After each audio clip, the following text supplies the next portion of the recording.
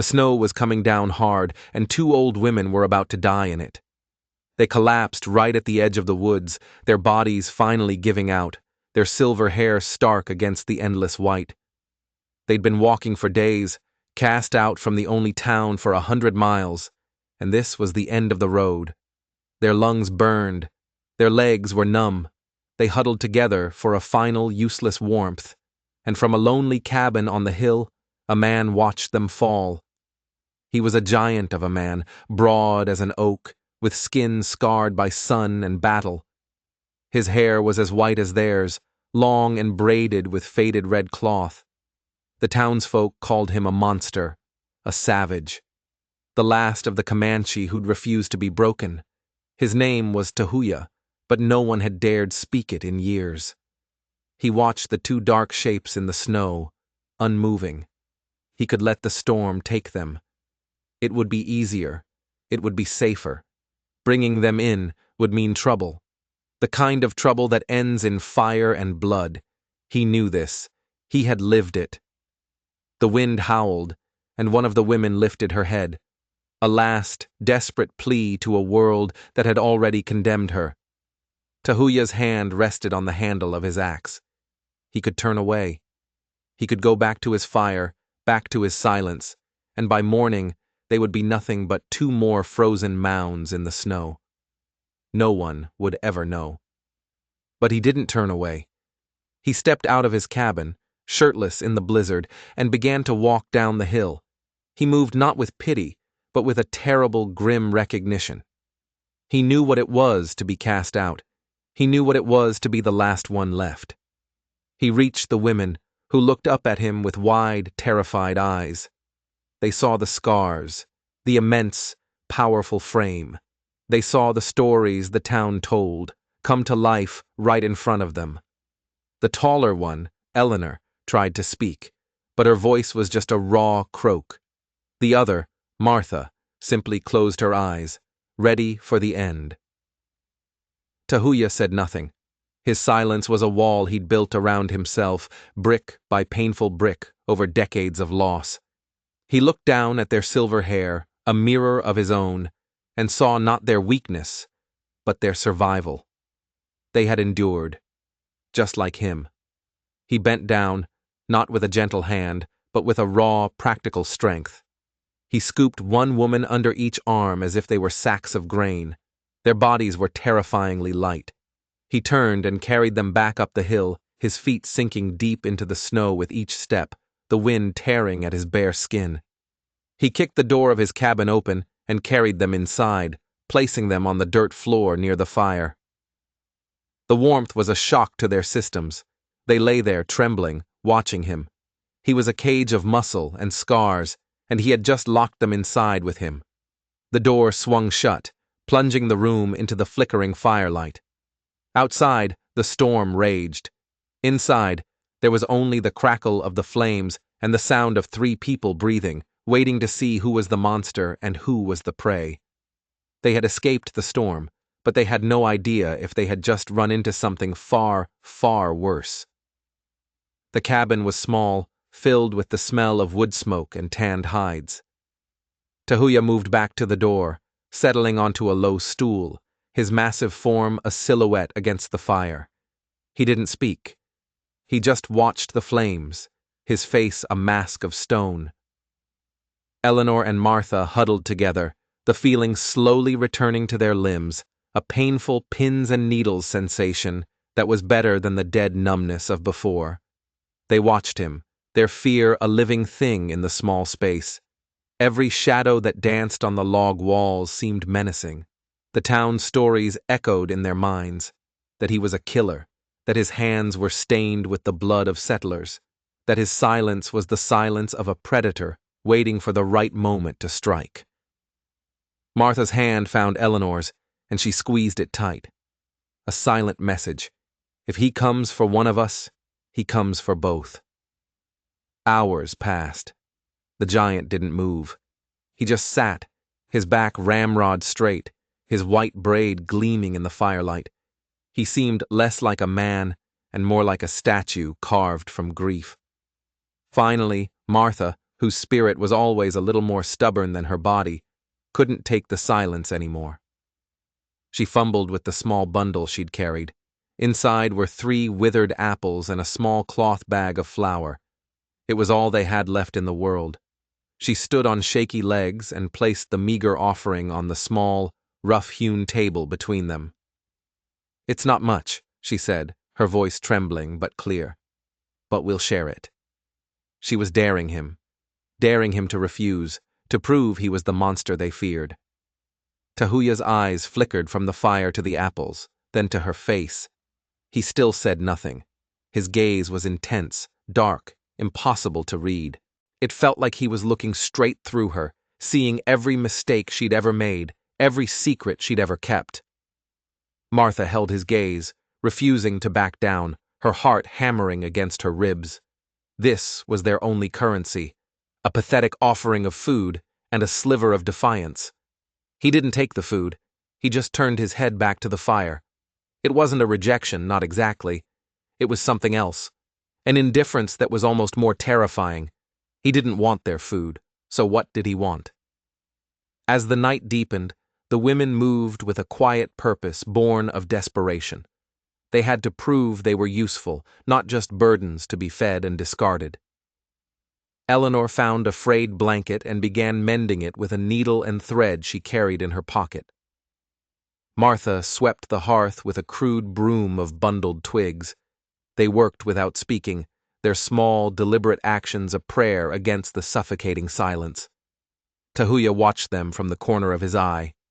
The sight of them working, of women's hands bringing a small touch of order to his chaotic solitude, stirred something deep inside him.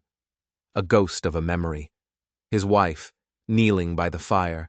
His daughters, laughing as they mended his moccasins. The memory was a knife twisting in an old wound. He pushed it down, hardening his face back into stone. Later, Martha took the flour and mixed it with melted snow, boiling it into a thin, tasteless paste. She divided it into 3 wooden bowls. She gave one to Eleanor, kept one for herself, and then, taking a deep breath, she walked over to the giant. She held the bowl out to him. Her hand was shaking so badly she could barely keep it from spilling. This time, he didn't ignore her. His large, scarred hand reached out and took the bowl. Their fingers brushed. His skin was rough, calloused, but warm. He lifted the bowl and ate the paste in 3 swallows, his eyes never leaving hers. An unspoken transaction had just taken place. It wasn't about food. It was about acknowledgement. He had accepted their offering. For now, they were safe. But as Eleanor lay awake that night, listening to the storm lash against the cabin, she watched the giant sitting upright against the wall, his eyes open, staring into the dying embers. He hadn't slept. He hadn't rested. He was watching, guarding. But was he guarding them from the storm?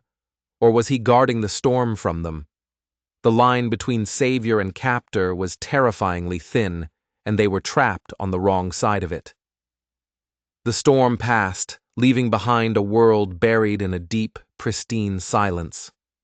Tahuya was outside before the sun crested the horizon, the rhythmic thud of his axe splitting wood echoing in the cold, crisp air. Eleanor and Martha watched him through a small, frost-rimmed window.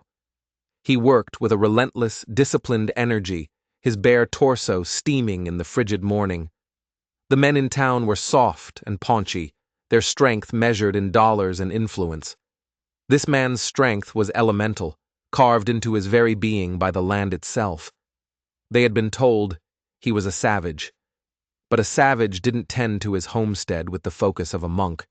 A monster didn't split wood with such clean, efficient strokes. The story the town told about this man was beginning to fray at the edges, just like their own reputations. When he came back inside, his skin gleaming with a thin layer of frost, Martha, ever the bold one, dared to ask the question that hung between them. "Why do you live so alone?" The question fell into the silence like a stone into a deep well. Tahuya didn't answer. He set the firewood down, picked up his knife, and began to carve a piece of wood, the scrape of the blade the only reply.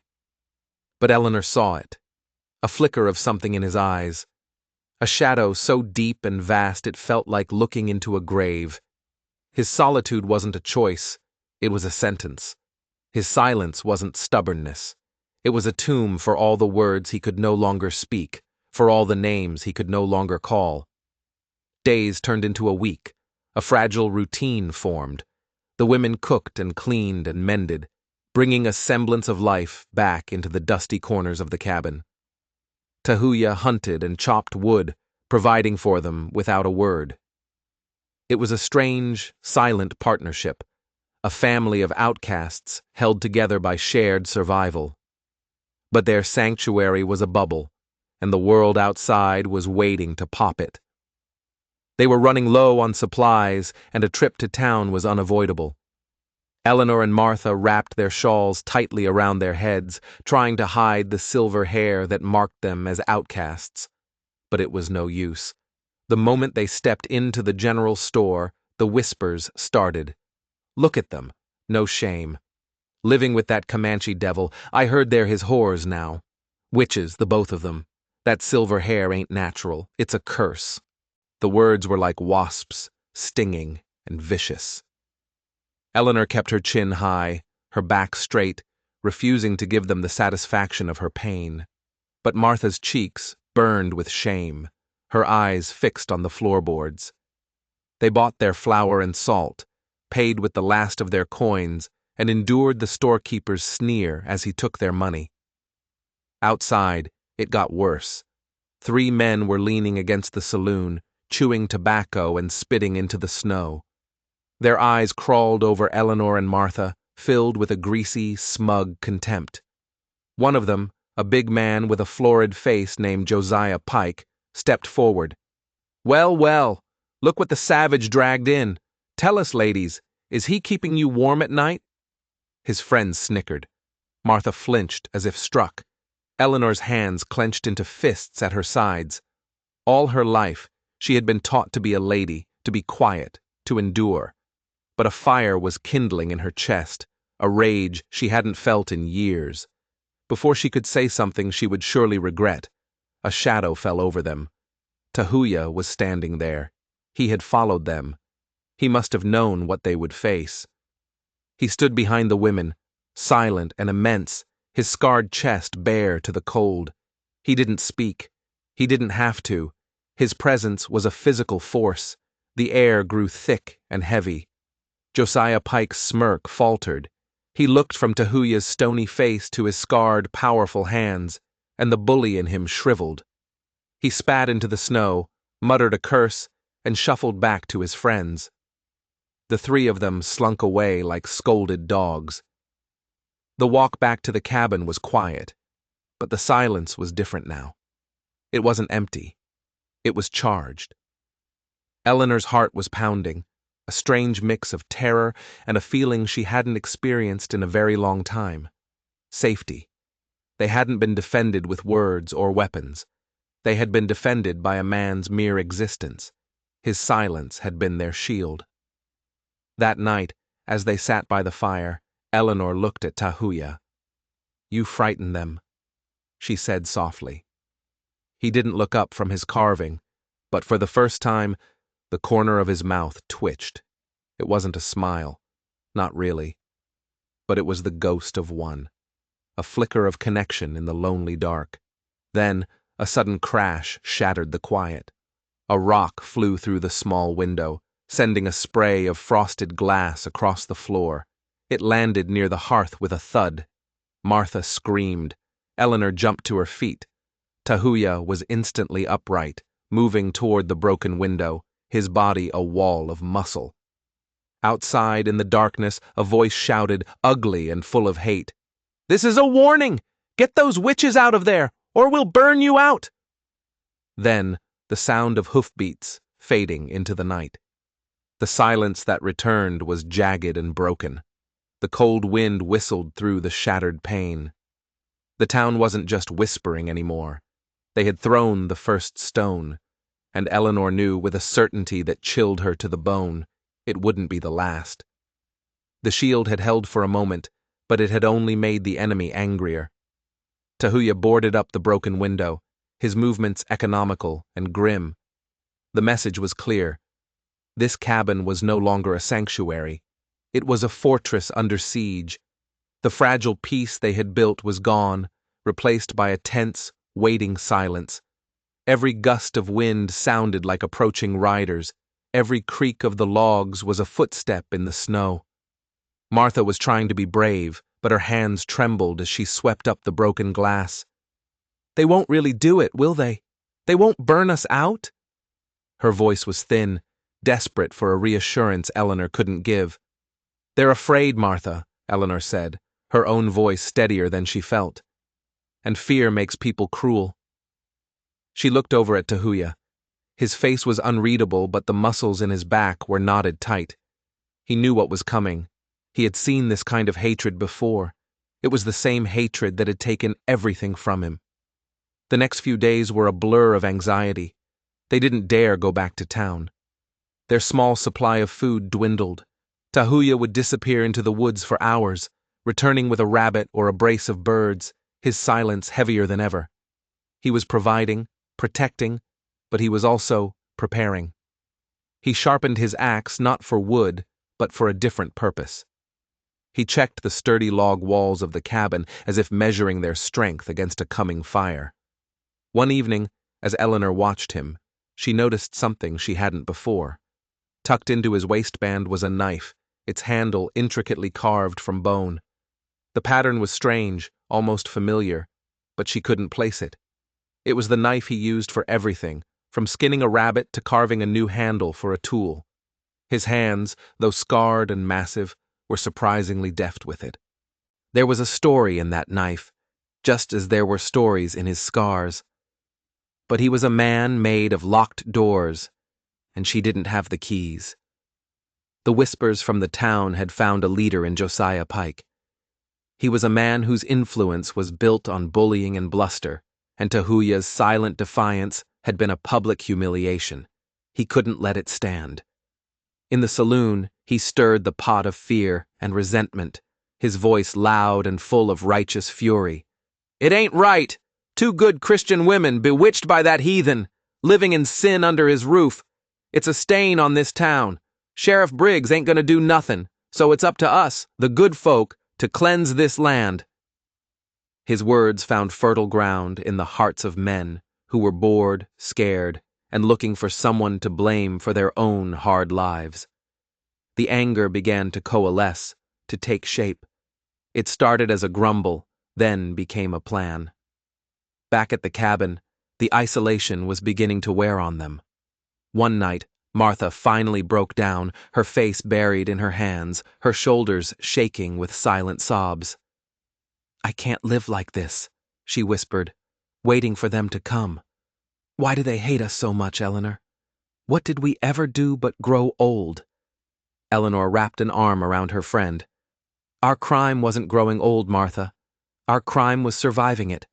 Our crime was not fading away quietly like they wanted us to." She looked across the fire at Tahuya, who had paused in his work, listening. "Our crime," she added, her voice dropping, "is that we found kindness in a place they only see hate." Tahuya lifted his head, and his dark eyes met hers. For a long moment he just looked at her, and in his gaze, she saw a flicker of shared understanding. He knew exactly what she meant. He had lived his entire life as a symbol of something other people hated. The air outside grew heavy and still. A storm was coming, not just a storm of snow, but a storm of men. They could feel it in the unnatural quiet of the plains. The world was holding its breath. That night, it came. The sound of hoofbeats first, a muffled drumming that grew steadily louder, closer. Then, the flicker of light against the snow. Not one light, but dozens. Torches. Tahuya rose from his stool, his body coiled like a spring. He moved to the door and opened it, letting a blast of frigid air into the cabin. They were there, a mob of them, maybe 15 or 20 men on horseback, their faces illuminated by the bobbing, angry flames of their torches. They formed a semicircle around the cabin, trapping them. Sheriff Briggs was with them, his face grim, a man caught between his duty and the will of the mob. But the man at the front, holding his torch high like a sword, was Josiah Pike. His voice boomed across the snow, thick with whiskey and hatred. "Tahuya! Send out the women! They belong with their own kind!" Eleanor's heart hammered in her chest. Martha clung to her arm, her knuckles white. This was it. The whispers and the rocks had finally become a wave of fire, ready to crash down on them. Eleanor looked at Tahuya. He stood in the doorway, a giant framed by the night, utterly still. He was not going to run. He was not going to hide. He was going to meet the storm head on. And as she looked at him, the fear in her own heart began to burn away, replaced by a cold, hard anger. She stepped forward, out of the cabin, into the freezing night. Martha followed a half step behind her. The wind whipped their shawls and caught in their silver hair, making it shine like crowns in the torchlight. Eleanor's voice, when she spoke, did not tremble. It rang out across the snow, clear and sharp as breaking ice. "We are with our own kind," she called out. "We are with a man who offered us shelter when you offered us nothing but scorn." Pike sneered. "Shelter? You shame yourselves, you old hags. You shame this town." Martha, finding her voice, shot back. "Better to share a fire with an honest man than to share a town with hypocrites like you." The men muttered, shifting in their saddles. The women's defiance had caught them off guard. They had expected cowering victims, not proud queens standing their ground. Sheriff Briggs urged his horse forward. "This has gone far enough," he said, his voice strained. "Eleanor, Martha, you come with us now. We'll find a place for you." "A place?" Eleanor laughed, a bitter, humorless sound. "You mean the dirt floor of the jail? Or maybe a cot in the back of the church where we can be looked upon with pity? No, Sheriff. We are done with your places. We have made our own." Pike had heard enough. He was losing control of his mob. "They're bewitched," he roared, his face purple with rage. "The savage has twisted their minds. We need to burn it out, burn the evil out." He spurred his horse forward, thrusting his torch toward the dry log wall of the cabin. In that instant, time seemed to slow down. Eleanor saw the flame arcing through the air. She saw the hatred in Pike's eyes. She saw Tahuya tense, ready to move, ready to kill to protect them. The world narrowed to that single point of fire. And then the sky roared. A gust of wind, impossibly strong, howled down from the mountains. It hit them like a physical blow, staggering the horses and tearing at the men's coats. The torches flared wildly, and sparks flew everywhere. The men shouted in alarm, fighting to control their spooked mounts. The wind was a fury, a living thing. It ripped a dead, heavy branch from the ancient oak tree that stood beside the cabin. The branch, as thick as a man's thigh, crashed down into the snow right in front of Josiah Pike's horse. The horse screamed and reared, throwing Pike from the saddle. He landed hard in a snowdrift, and his torch flew from his hand, extinguishing with a hiss as it buried itself in the snow. A stunned silence fell, broken only by the howling of the wind. The men stared at the fallen branch, at the snuffed torch, at the giant silent Comanche who hadn't moved a muscle. It was as if the land itself, the very sky, had risen to his defense. Sheriff Briggs looked from the women to Tahuya, his face pale in the flickering light of the remaining torches. The fight had gone out of him. He had come here tonight riding a wave of mob anger, but he was now faced with something else, something that felt like judgment. He turned his horse. "Let's go," he said, his voice barely a whisper. "It's over." Pike scrambled to his feet, sputtering with rage. "Over? It's not over. We can't let them. I said it's over," Briggs shouted, his authority returning in a sudden rush of fear and awe. He spurred his horse and rode away, not looking back. One by one, the other men followed. Their anger had been doused by the wind and the snow and a healthy dose of superstition. They cast nervous glances back at the cabin, at the three figures standing like statues in the storm. And then they were gone, their torches disappearing into the blizzard. The silence that returned was profound. The snow fell softly now, covering the hoof prints, burying the evidence of the hate that had come to their door. Eleanor let out a breath she didn't realize she had been holding. Her legs felt weak. Martha was leaning against her, shaking. They turned to Tahuya. He was still watching the space where the riders had been, his body rigid. The storm had saved them. Or maybe he had called it. In that moment, Eleanor wouldn't have been surprised. She thought they were safe. She thought they had won, but she was wrong. This wasn't the end. It was just a pause. The hatred in Josiah Pike's heart hadn't been extinguished with his torch. It had only been tempered, hardened, made sharper. And he would be back. The next morning, the world was quiet, draped in a fresh blanket of snow, but the peace was a lie. The hoof prints were gone, but the memory of the torches remained, burned into their minds. Eleanor knew it was only a matter of time. A man like Josiah Pike could not endure public humiliation. He would have to answer it with violence. They didn't have to wait long. Just before midday, they appeared on the ridge. Not a mob this time, a smaller group. 6 of them, including Pike and Sheriff Briggs. There were no torches. This time, they carried rifles. The playfulness was gone. The drunken bluster was gone. This was cold and sober. This was for blood. The cabin door opened, and the 3 of them stepped out, blinking in the bright sunlight reflecting off the snow. Tahuya stood in the center, shirtless as always, his skin a roadmap of old battles. Eleanor and Martha stood on either side of him. They didn't huddle behind him. They stood with him, a united front. The fear was still there, a cold knot in Eleanor's stomach, but it was overshadowed by a defiant resolve. They would not be torn apart. "This ends today, Tahuya!" Briggs shouted, his voice carrying in the still air. He sounded like a man trying to convince himself. "The women come with us. It's for their own good." "Our own good?" Eleanor called back, her voice ringing with scorn. "Was it for our own good when you left us to freeze? Was it for our good when your men called us witches and whores?" Pike leveled his rifle, its dark barrel a soulless eye staring right at them.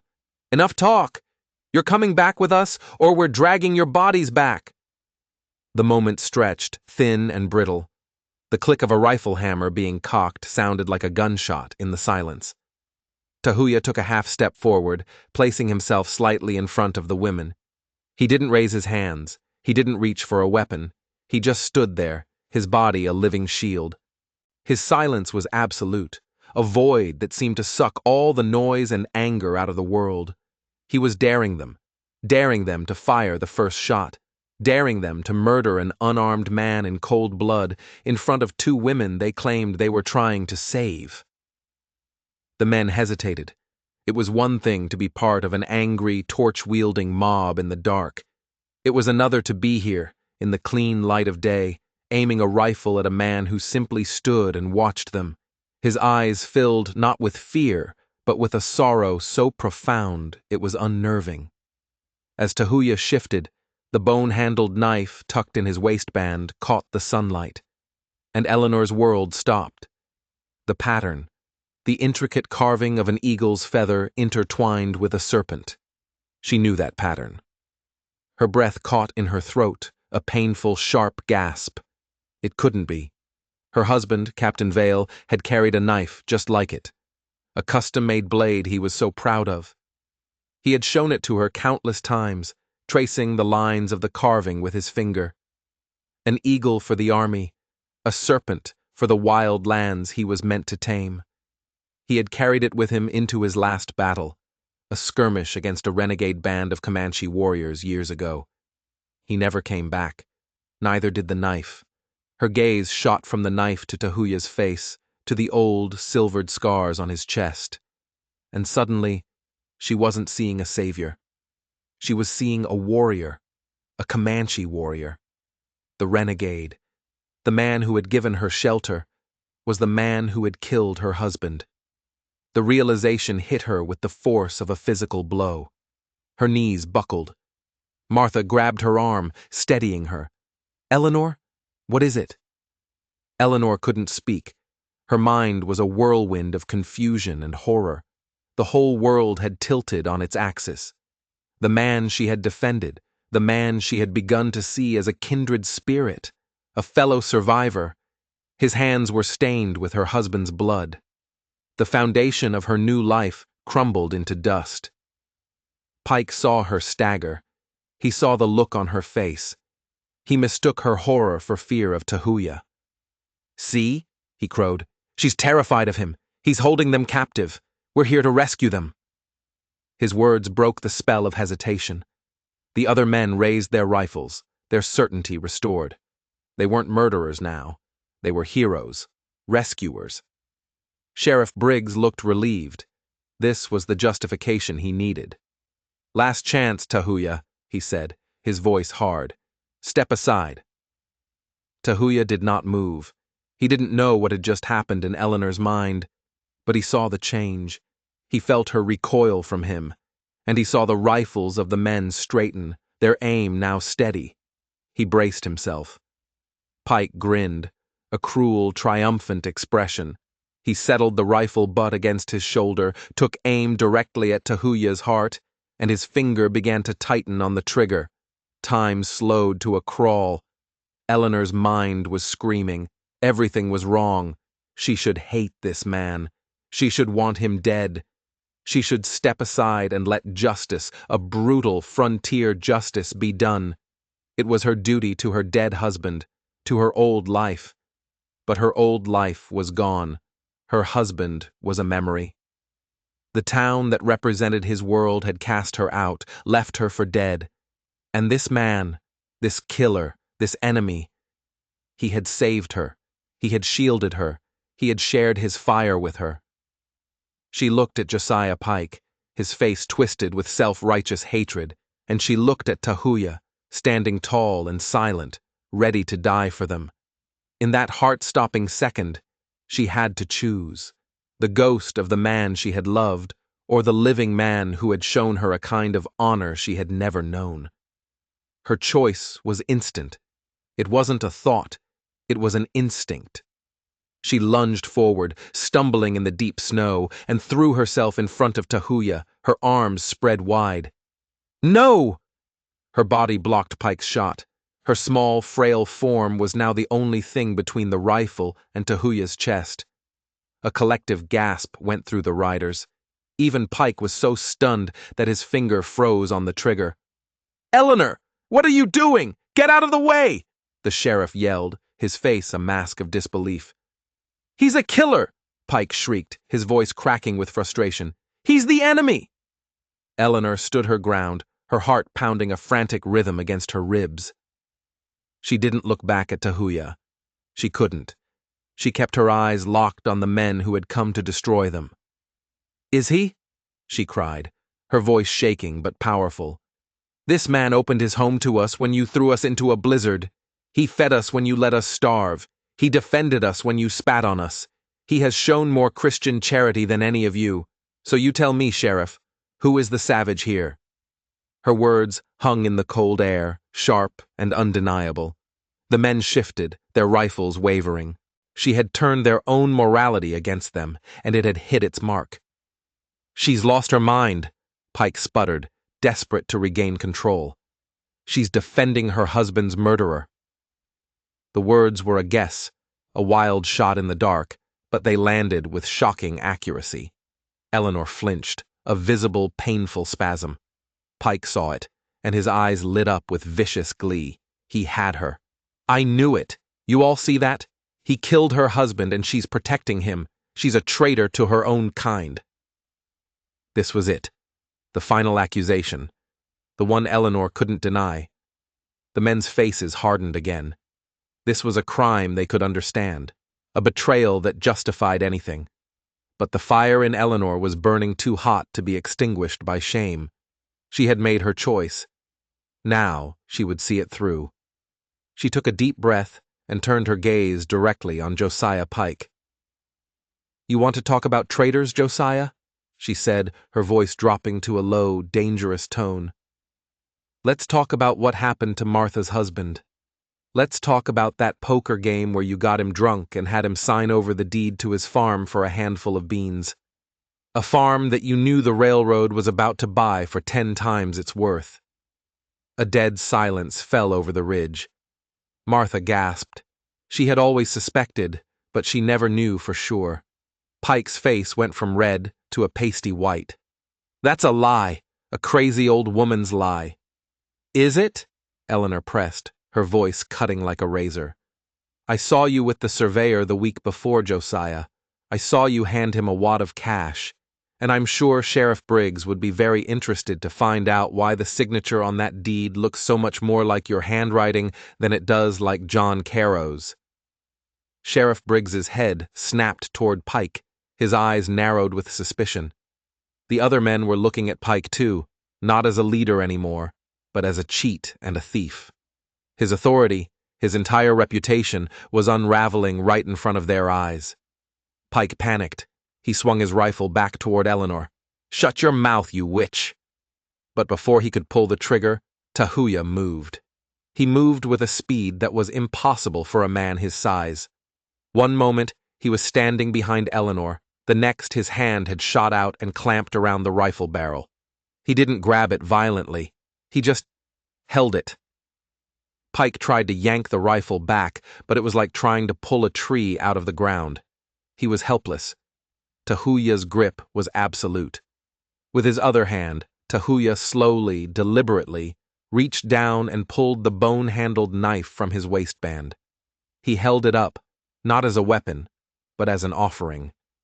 He looked directly at Eleanor, his eyes filled with a sorrow that mirrored her own, and he held the knife out to her, handle first.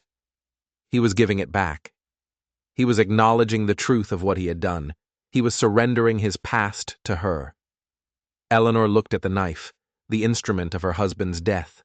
She looked at Tahuya's face, the face of his killer, and she looked at her own trembling hand. She could take the knife. She could even try to plunge it into his heart. Justice, vengeance, that was her right. But as she looked into his eyes, she didn't see a monster. She saw a man trapped by his past, just like her. A man who had lost his wife, his children, his entire people. A man who had killed to survive, just as her husband had. They were two sides of the same bloody coin, two souls scarred by the same brutal land. Slowly, she reached out. Her fingers closed around the handle of the knife. The bone was smooth and cool against her skin. Pike watched, his breath held, a sick grin spreading across his face. He thought she was going to do it. But Eleanor didn't turn the knife on Tahuya. She turned, the knife held firmly in her hand, and took a step toward Josiah Pike. "This is the past," she said, her voice low and shaking with emotion. "It is filled with pain and blood, and it belongs to me and him." She then lifted her chin, her eyes blazing. "But your crimes, Josiah, are in the present, and they belong to this town." She looked at Sheriff Briggs. "Sheriff," she said, her voice clear and commanding, "you came here to enforce the law. I suggest you start with him." The spell was broken. The mob's righteous anger collapsed into a pile of shame and doubt. They looked at Pike, who stood there, disarmed and exposed, his lies stripped bare. They were no longer a posse. They were witnesses to a petty crime. Briggs swung off his horse. He walked over to a sputtering Josiah Pike, and with a look of deep disgust, he pulled the man's hands behind his back. "Josiah Pike," he said, his voice heavy with resignation, "you're under arrest." The other men couldn't leave fast enough. They turned their horses and rode away, not looking back, desperate to escape the scene of their own foolishness and cruelty. Soon, only Sheriff Briggs, his prisoner, and the 3 survivors were left on the silent, snowy plain. Briggs looked at Eleanor, then at Tahuya. He couldn't meet their eyes. He tipped his hat, a gesture of defeat and respect, mounted his horse, and led a cursing Josiah Pike away. And then they were alone. The three of them stood in the vast, white silence, the world wiped clean. Eleanor was still holding the knife. Her hand was shaking. Tears she hadn't shed for years began to stream down her face, freezing on her cheeks. She turned to face Tahuya. All the pain, all the grief, all the impossible contradictions of their situation hung in the air between them. Martha stood beside her, a silent, supportive presence. Tahuya did not speak.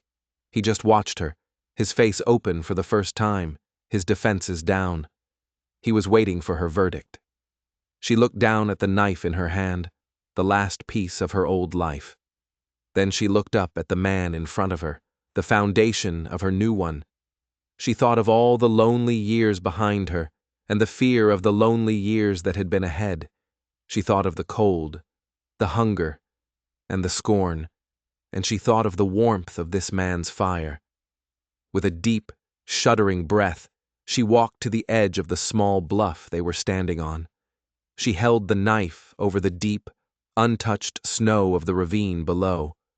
For a long moment, she just held it there. Then, she opened her hand. The knife fell, tumbling end over end, flashing once in the sunlight before disappearing completely, swallowed by the white depths. She had let it go. All of it. The past, the grief, the vengeance. It was buried. She walked back to Tahuya and Martha. She took Martha's hand in one of hers. Then, she reached out and, for the first time, took Tahuya's. His large, scarred hand closed around hers, warm and strong. For the first time in decades, Tahuya spoke. His voice was a low, rough rumble, like stones shifting deep underground. "Not alone," he said.